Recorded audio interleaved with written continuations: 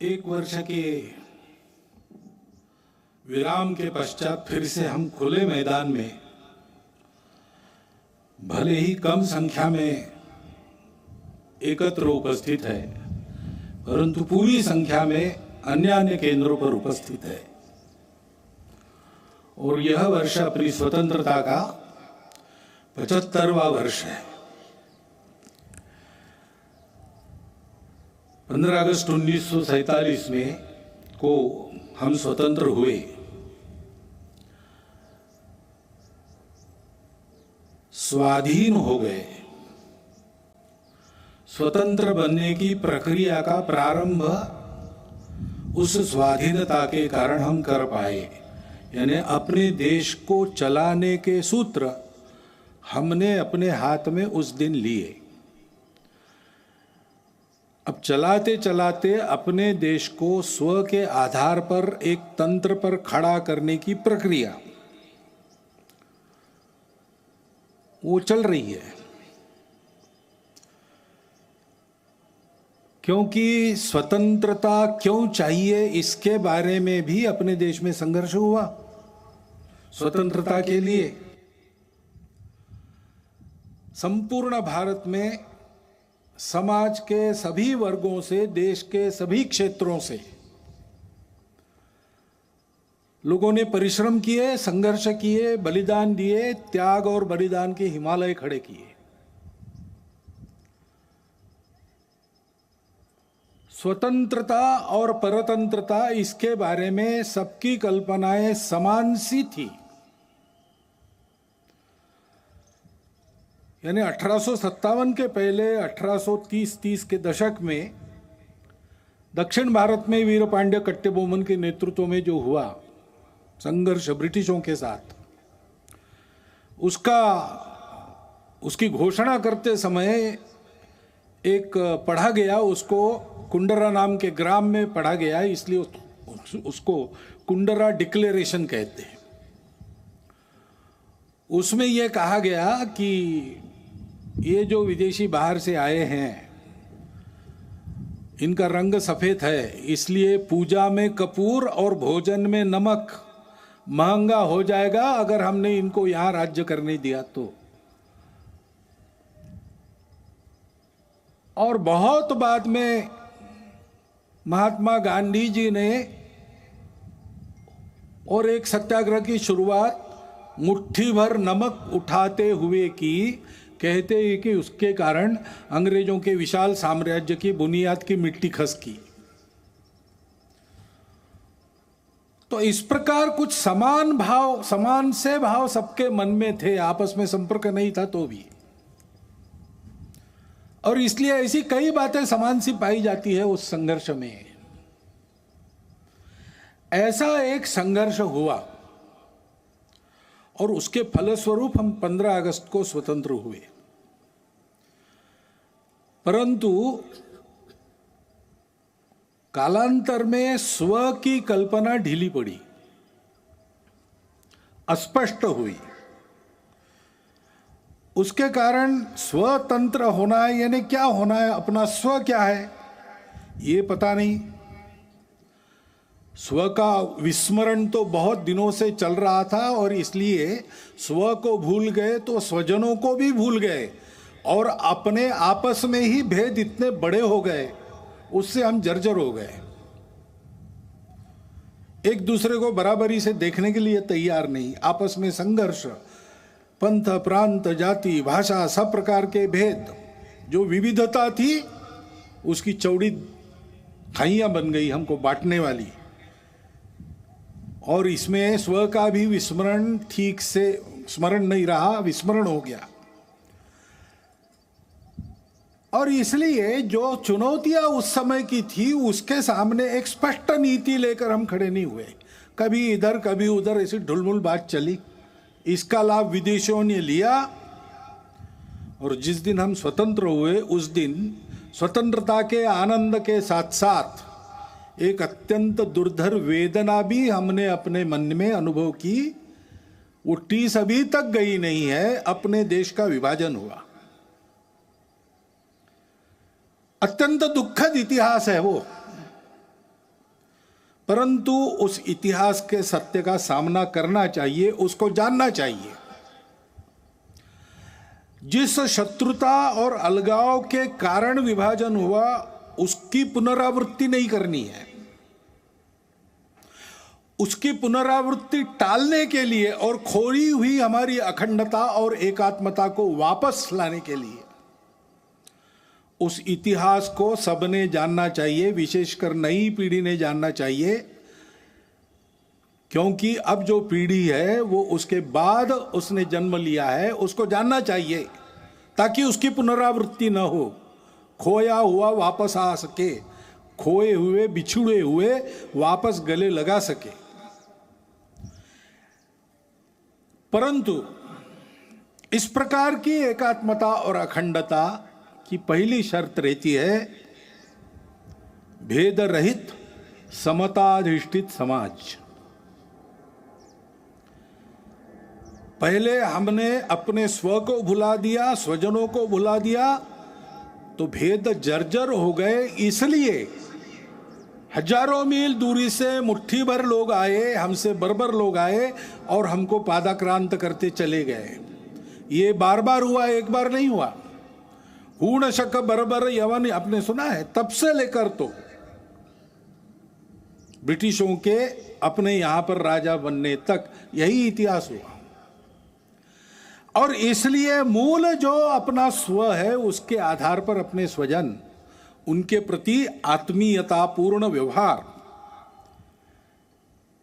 ये होना चाहिए। क्योंकि अपने देश में उस स्व के विस्मरण के कारण, अपनों के विस्मरण के कारण जातिगत विषमता की समस्या बहुत पुरानी है। बहुत लोगों ने उस विषमता को हटाने के लिए प्रयास किया। विषमता मूलक जो व्यवस्थाएं थी उनको निकाल दिया, समताधिष्ठित व्यवस्था लाने का प्रयास किया। लेकिन व्यवस्था तो व्यवस्था है, वो एक ढांचा है। आखिर चलाने वाला उसका उपयोग क्या करता है उस पर निर्भर है। चलाने वाले के मन में अगर समता है तो व्यवस्था समता की पोषक होती है। व्यवस्था तो बदलेगी ही, विषमता मूलक व्यवस्था टिक नहीं सकती, अप्राकृतिक है और इसलिए वो जाएगी ही। ठीक से जाए इसको देखना, इतना ही काम रहता है। लेकिन व्यवस्था बदलने के साथ साथ या उसके पहले मन बदलना चाहिए। भेद की भावना मन में रहती है, मन से वचन कर्म और वाणी में प्रकट होती है, और विचार में प्रकट होती है, व्यवस्था में प्रकट होती है। और इसलिए उस व्यवस्था के साथ साथ इस मन को बदलने का प्रयास होना चाहिए। संघ के स्वयंसेवक सब प्रकार के प्रयास करते हैं। बुद्धि से वाणी निकलती है, विचार से आदमी बोलता है, तो उस विचार में समाज के भेद बढ़ाने वाली भाषा नहीं चाहिए, समाज को जोड़ने वाली भाषा चाहिए।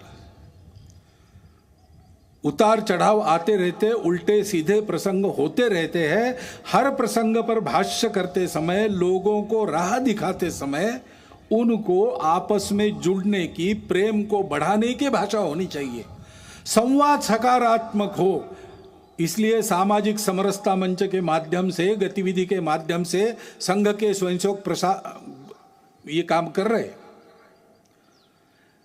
व्यवस्थागत व्यवहार भी बदले, इसलिए मंदिर, पानी, स्मशान सबका एक हो, यहां से प्रारंभ हो, इसका प्रयास भी अनेक वर्षों से स्वयंसेवक कर रहे।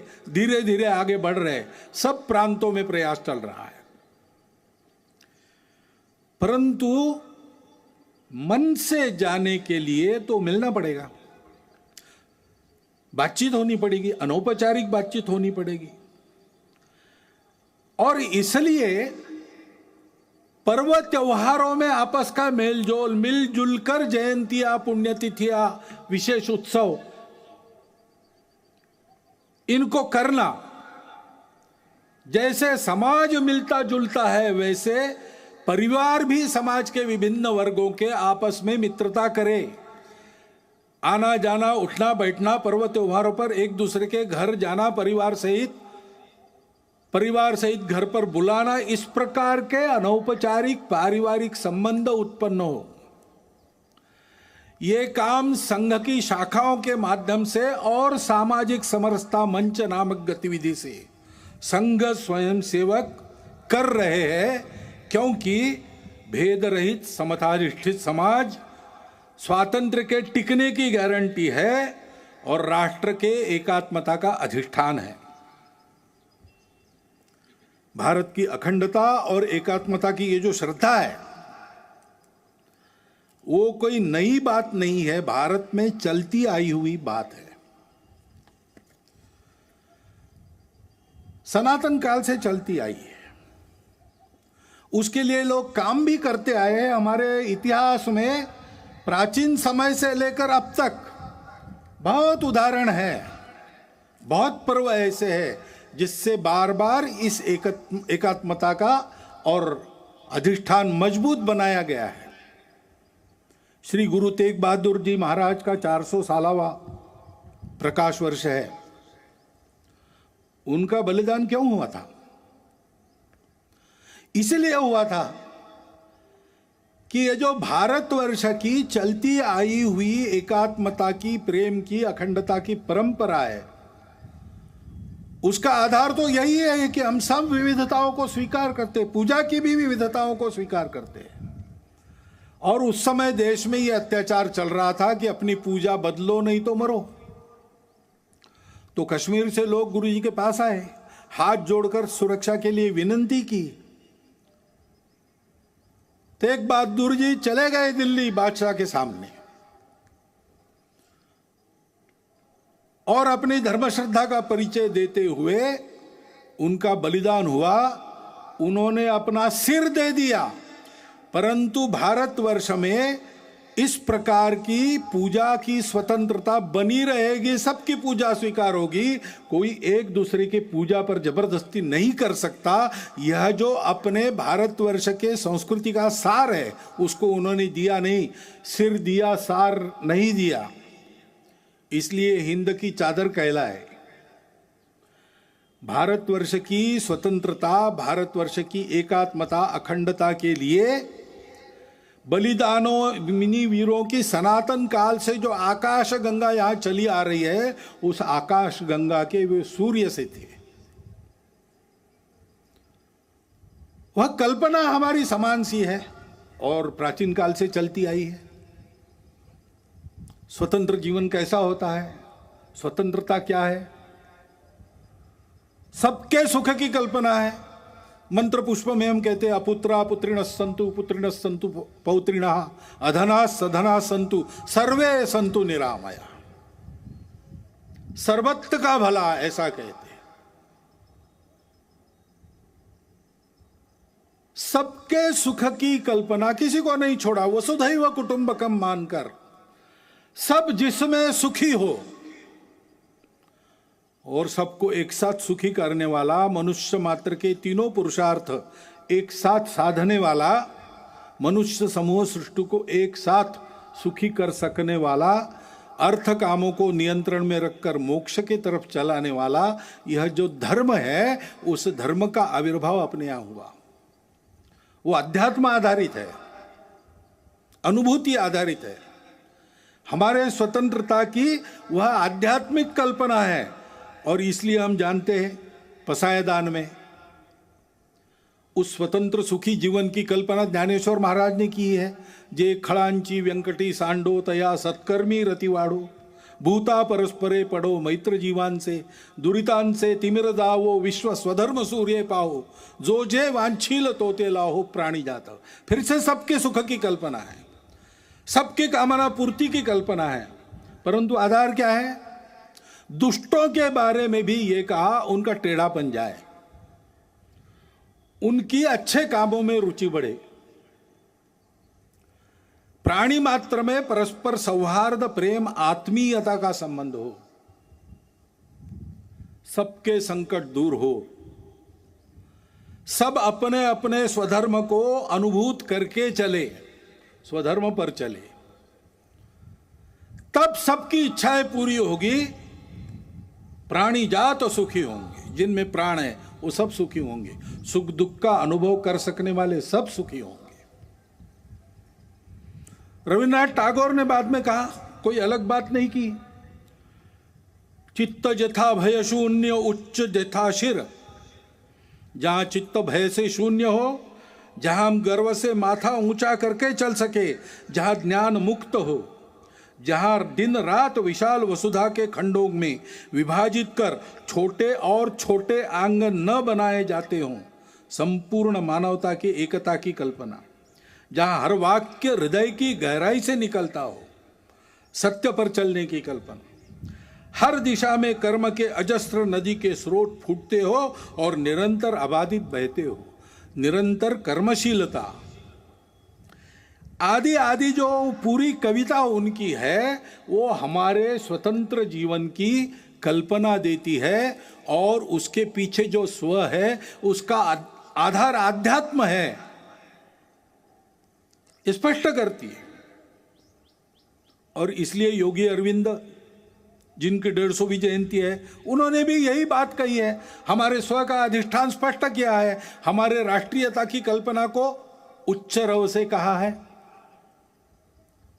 गांधी जी इसी आधार पर बोलते थे। उनको सबूत की आवश्यकता पड़ी तो धर्मपाल जी ने सबूत जुटाए और आजीवन तपस्या की। उसके आधार पर उन्होंने भारतवर्ष के ब्रिटिश का प्रभाव होने के पहले के जीवन का जो चित्र सबूतों सहित किया है, प्रमाणित है। वो चित्र भी, उनकी भी शताब्दी है, जन्म शताब्दी, वो चित्र भी इसी बात की पुष्टि करता है। हमारी इस स्व की कल्पना का आधार अध्यात्म आधारित परस्पर व्यवहार था, संतुलित व्यवहार था, आत्मीय व्यवहार था। उसको हम धर्म कहते हैं और उस धर्म के उदय से सब सुखी होते हैं। सावरकर जी ने कहा कि जब ऐसा हिंदू समाज खड़ा होगा संगठित, तो वो गीता की ही बात करेगा और अपने उद्देश्य को वसुधैव कुटुंबकम यही बताएगा, क्योंकि हम किसी को पराया मान ही नहीं सकते। ऐसा हमारा जो आध्यात्मिक राष्ट्रीयता का स्व है, वो उदय होने से दुनिया के सारे झगड़े समाप्त होंगे, खोया हुआ संतुलन वापस आएगा और ऐसा मानव धर्म उदित होगा, हिंदू धर्म उदित होगा। तो फिर परिणाम ये भी होगा कि मनुष्यों के कलहों पर जिनके दुकान चलते हैं और उनके खोए हुए संतुलन पर जो अपना उल्लू सीधा करते हैं, उनके दुकान बंद हो जाएंगे। और इसलिए हम देखते हैं कि ये न हो, भारत एक विकास के राह पर, बड़ा बनने की राह पर चल पड़ा है, ये हो ना पाए, हिंदू समाज अपने स्व को समझ ना पाए और वैसे ही कटा बटा रहे, इसलिए बहुत प्रयास चल रहे। जो जो भारत का है उसकी निंदा करना, जो जो भारतीय है उसकी निंदा करना, भारत के जीवन की, भारत के धर्म की, भारत की परंपरा की, इतिहास की, वर्तमान की, व्यवस्थाओं की, सबकी निंदा करना, भारतीयों के हृदय में स्वयं के बारे में ही अश्रद्धा उत्पन्न करना, ऐसे प्रयास चलते हैं। इतने प्राचीन जीवन से दुनिया देख रही है कि उस जीवन में इतने लंबे समय से चलते हुए मूल्य है।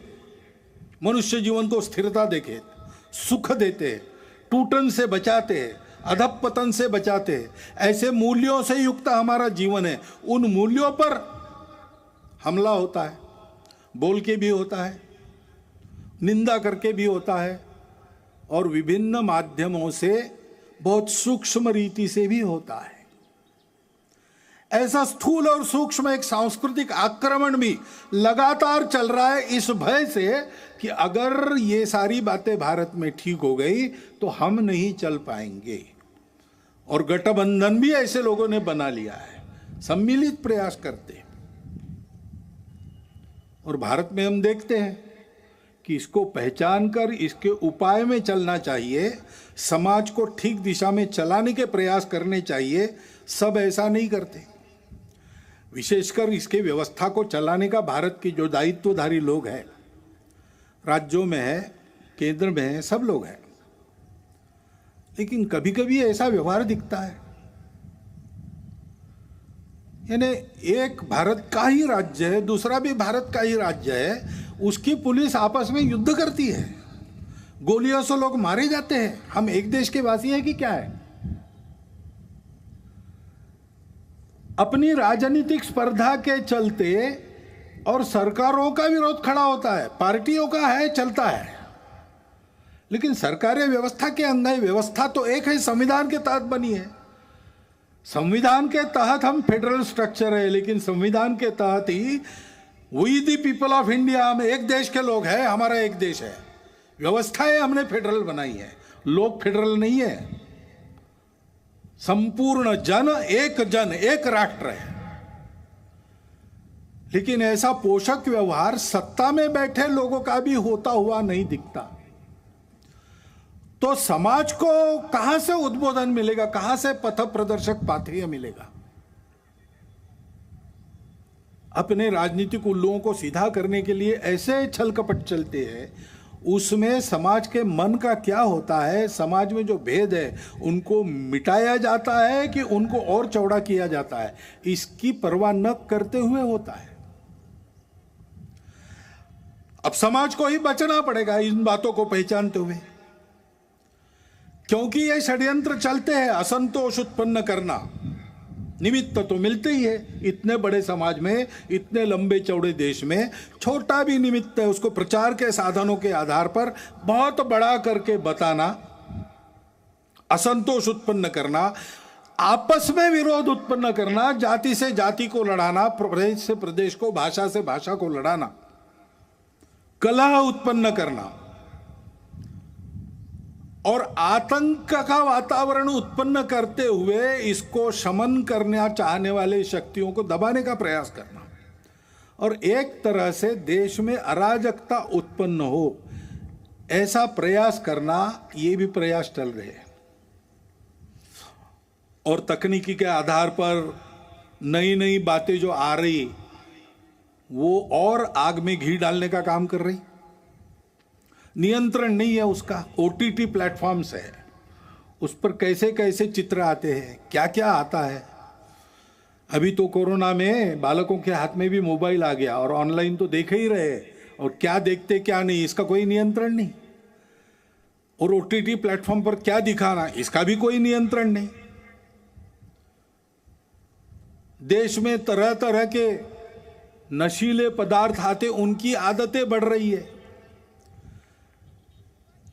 वो कैसे रोकी जाए, कैसा हो, पता नहीं। उच्च वर्ग से लेकर तो बिल्कुल आखिरी आदमी तक समाज के जितने भी स्तर है, सब में भयंकर व्यसन। और उस व्यापार से आने वाला पैसा किसके हाथ में जाता है, हम सबको पता है। देश विरोधी कार्यों में उसका उपयोग होता है। सीमा पार के देश उसको प्रोत्साहन करते हैं। ऐसी सारी बातें चल रही है और अनियंत्रित बातें भी बढ़ रही है। बिटकॉइन जैसी करेंसी है, किस राष्ट्र का, किस नियम का उस पर नियंत्रण है, मुझे नहीं पता। एक स्पर्धा खड़ी हो रही है।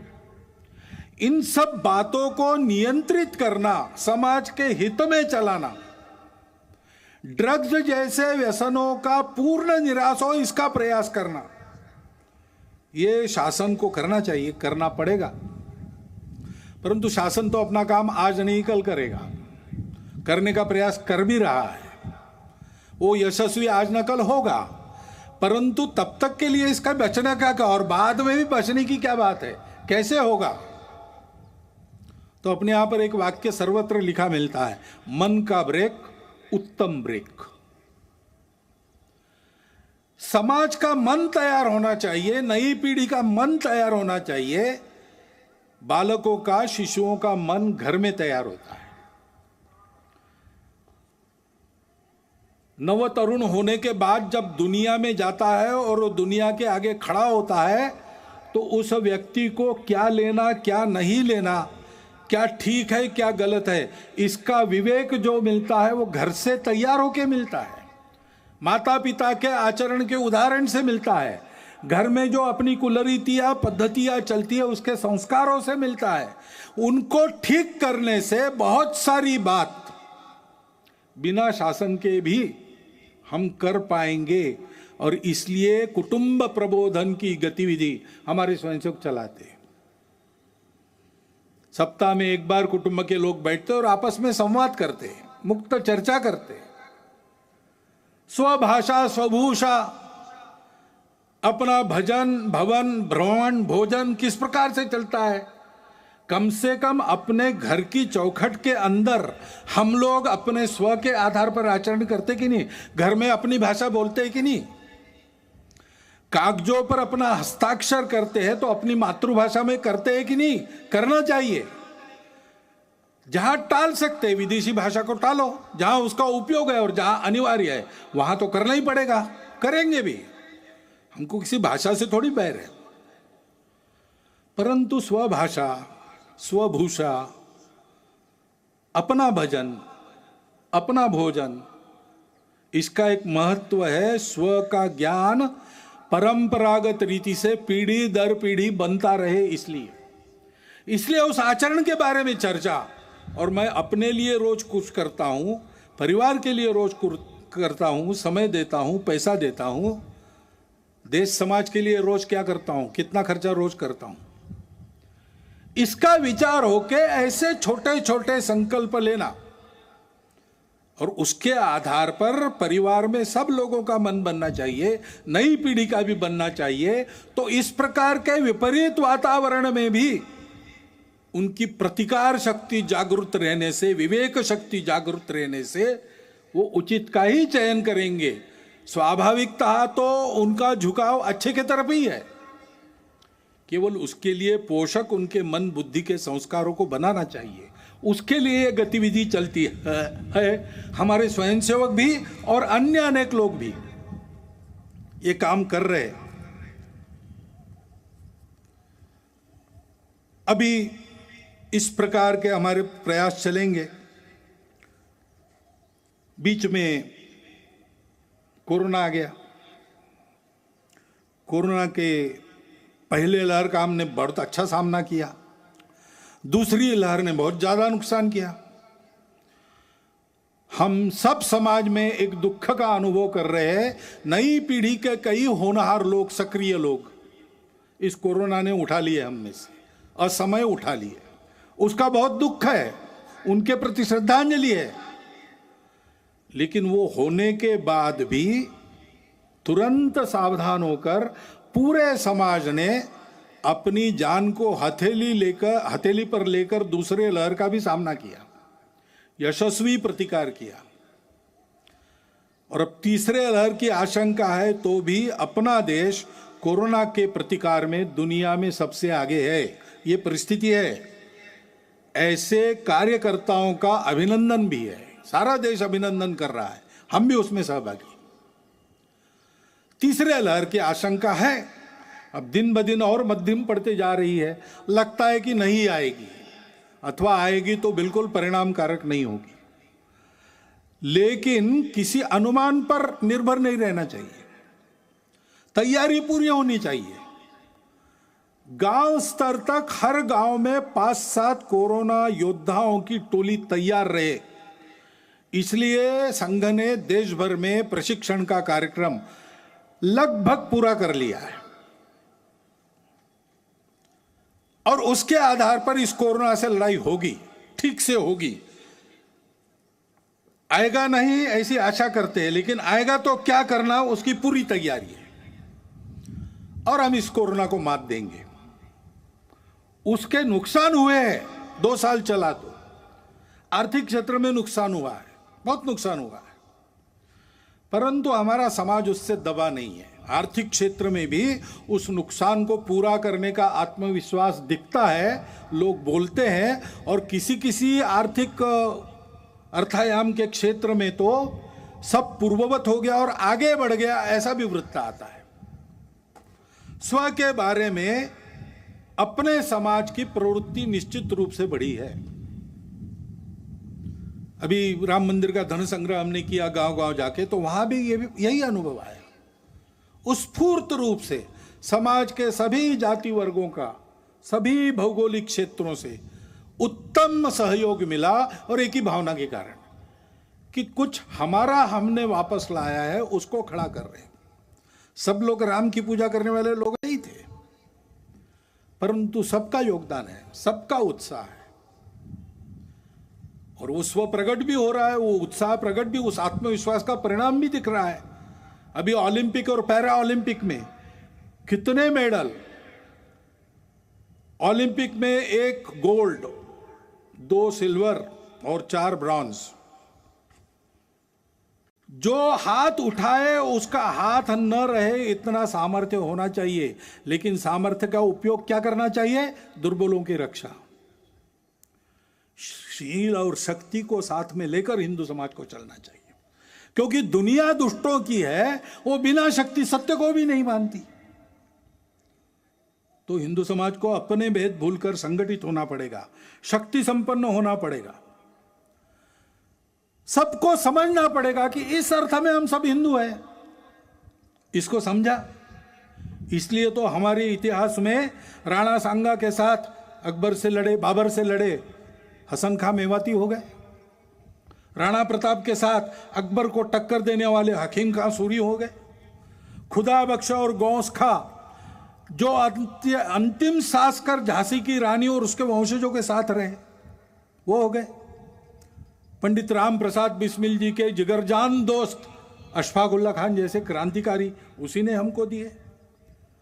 बारामुल्ला में कबाइलियों के आक्रमण के आगे देश के एकात्मता को किसी प्रकार से समझौते में न लाते हुए अपना बलिदान करने वाले मकबूल शेरवानी भी उसी के कारण हुए। अपने सेना के वीर जवानों में ब्रिगेडियर उस्मान से लेकर हवालदार अब्दुल हमीद जैसे वीर इसी के कारण हुए। इतिहास है, कभी इस्लाम आक्रमक के नाते आया, उनसे हमारा नाता नहीं है। आज हमको मुसलमान रहना भी है, हम रह सकते हैं, अपना देश उदार है। हमारे आदर्श ऐसे मुसलमान होंगे जो देश के प्रति न्यौछावर हो गए। हमारा जीवन वैसा बनना चाहिए। हिंदू समाज अपने आप को संगठित शक्ति संपन्न बनाकर इस अपनत्व की भाषा से लोगों को समझाता है, तो अपने देश में लोग समझ जाएंगे कि आतंक, कट्टरता, द्वेष और स्वार्थ के समय में दुनिया में कोई नहीं है जो इससे तारेगा। केवल वह हिंदू समाज है वो जो सबको स्वीकार करता है, और वो शक्ति संपन्न है, वो इस दायित्व का निर्वाह कर सकता है। यह भारतीय संस्कृति सबको दे सकता है, उसमें वह बल खड़ा हो गया है। इस बल को खड़ा करना अपना काम है। इतिहास की घटनाओं को विद्वेष के लिए नहीं स्मरण करना है, उससे सबक लेकर यह न बढ़े विद्वेष, इसके लिए सुनना है। जन्मेजय ने व्यास जी को सर्पयज्ञ उसका जब खंडित हुआ तब यही कहा कि हमने सुना कि हमारे जो पूर्वज थे कौरव और पांडव, उनमें बड़ा भयंकर संहारकारी युद्ध हुआ। ये कैसे हुआ? या आपस में शत्रुता क्यों बढ़ी? दोनों तो भाई भाई थे और दोनों तरफ अच्छे अच्छे लोग थे, कर्तृत्व संपन्न लोग थे। कौन सी ऐसी खटास थी जो दूर नहीं हो सकी? क्या किसी ने उस बैर को शमन करने का प्रयास नहीं किया? यह महाभारत क्यों हुआ बताइए। तब व्यास जी ने महाभारत की कहानी बताई, कलह बनाने के लिए नहीं, कलह मिटाने के लिए बताई। भारत के साथ संपूर्ण मानवता की परस्पर आत्मीयता सदा के लिए अभिन्न रूप से जुड़ी है। उस भारत को, उस परंपरा को, संस्कृति को, समाज को सर्वांग सुंदर रूप से सबल होकर खड़ा होना पड़ेगा। हम सबको हिंदू के नाते व्यक्तिगत स्तर पर बल, साहस, तितिक्षा, धैर्य, ओज, शारीरिक, मानसिक, बौद्धिक तीनों प्रकार का इसकी साधना करनी होगी। समाज के नाते सारी बातों का उपाय करने के लिए सामूहिक कार्य करने का अभ्यास करना होगा। सामूहिकता से चलने की स्वभाव में आदत डालनी पड़ेगी। यह बल किसी की विरोध और प्रतिक्रिया में नहीं है। हमारी फूट के चलते हमको तोड़कर अपने स्वार्थ के उल्लू सीधा करने के लिए सब लोग ताक पर है। इसको समझते हुए, और ये हमारा स्वभाव होना चाहिए हिंदू के नाते, संगठित रहना, बल संपन्न रहना, संपूर्ण मानवता के लिए अपने बल का उपयोग करना। ये कर्तव्य निर्वाह करने के लिए ऐसे हिंदू समाज को खड़ा होना पड़ेगा, क्योंकि जागरूक, संगठित, बल संपन्न और सक्रिय हिंदू समाज ही सब समस्याओं का समाधान है। यही काम तो हम करते हैं। भारत के ओर से,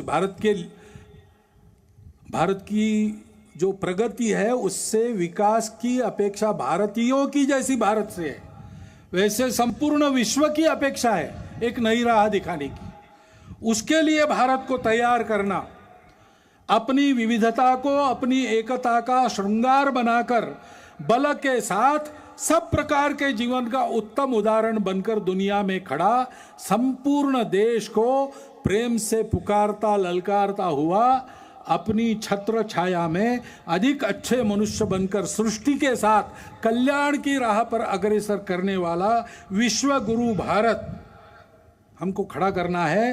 संघ के स्वयंसेवकों की अपेक्षा इसके लिए है, और आप सब समाज के लोगों का योगदान भी उसमें संघ चाहता है।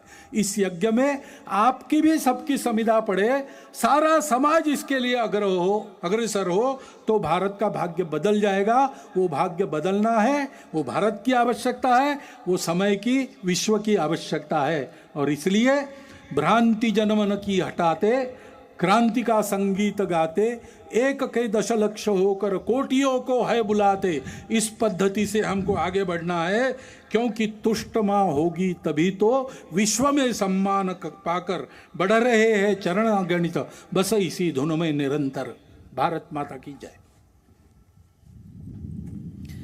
तो सरसंघचालक मोहन भागवत को आप लाइव सुन रहे थे नागपुर से। ये मौका है आरएसएस के 96वें स्थापना दिवस का, और सक्षम समृद्ध भारत के संघर्ष की पूरी गाथा को अपने संबोधन में दर्शाया गया मोहन भागवत द्वारा। और साथ ही साथ शुरुआत अपने संबोधन की 75वें स्वतंत्रता दिवस के साथ ही जो संघर्ष, त्याग और बलिदान से आज़ादी प्राप्त की हमारे मुल्क ने, हमारे देश ने, उसका जिक्र किया गया। संघ प्रमुख ने कई बड़ी बातों का जिक्र किया। स्वतंत्रता के आनंद के साथ हमने वेदना को भी झेला है, और साथ ही साथ विभाजन का दर्द आज भी रह रहकर हम सभी को याद आता है। और जो खोई हुई अखंडता है भारतवर्ष की, उसको कभी नहीं भूलना होगा, उसको हमेशा याद रखना होगा। अपने संबोधन में सक्षम भारत के संघर्ष की जो पूरी कहानी दर्शाई गई, बताई गई, उसकी बड़ी बातें इस वक्त आपके सामने हैं। संवाद, सकारात्मकता पर संघ लगातार काम करता आया है, करता रहेगा। और इस तरीके से तालिबान का चरित्र है, उसका जिक्र भी अपने संबोधन के दौरान संघ प्रमुख द्वारा किया गया। ये मौका है आरएसएस के 96वें स्थापना दिवस का, जिसमें पाकिस्तान, चीन, भारत के लिए बदला क्यों, कि देखिए ये सारी वो बड़ी बातें हम आपको दिखा रहे हैं। आइए आपको सुनवाते हैं अपने संबोधन में स्थापना दिवस के मौके पर, विजयदशमी के पावन पर्व पर किन बड़ी बातों का जिक्र किया गया मोहन भागवत द्वारा। कुछ ऐसी परिस्थितियां आती है, अभी जैसे एक अचानक आ गया, वायव्य सीमा के पार तालिबान खड़ा हो गया। अब तालिबान का पूर्व चरित्र क्या है हम सब जानते हैं, और उसकी जो बातें हो रही है वो दो प्रकार की हो रही है। कभी कहता है कि अच्छे रहेंगे, कभी कहता है कि नहीं हम वही है पहले से। तो इसका एक स्पष्ट संकेत है कि हमको सावधान रहना चाहिए। और तो और उस समय उसका समर्थन करने वाले जब खड़ा हुआ तब रशिया भी था, तुर्कस्तान भी था, चीन और पाकिस्तान तो आज भी है। अब तालिबान बदला भी होगा, पाकिस्तान बदला है क्या?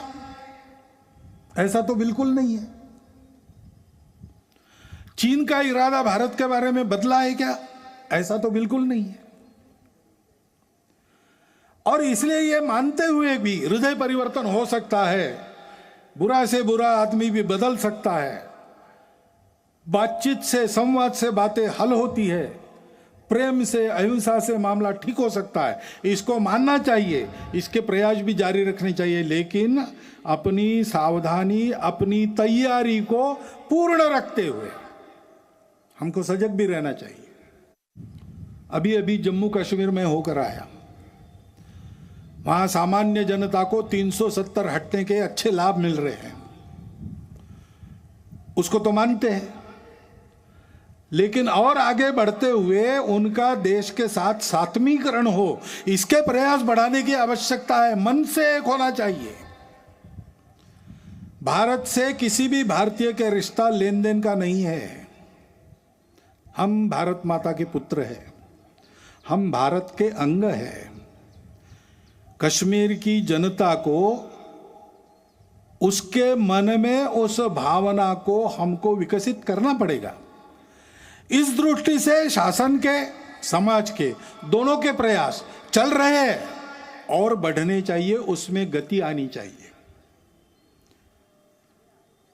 ये अगर हम करते हैं तो फिर आतंकवादियों की गतिविधियों का भी बंदोबस्त करना पड़ेगा।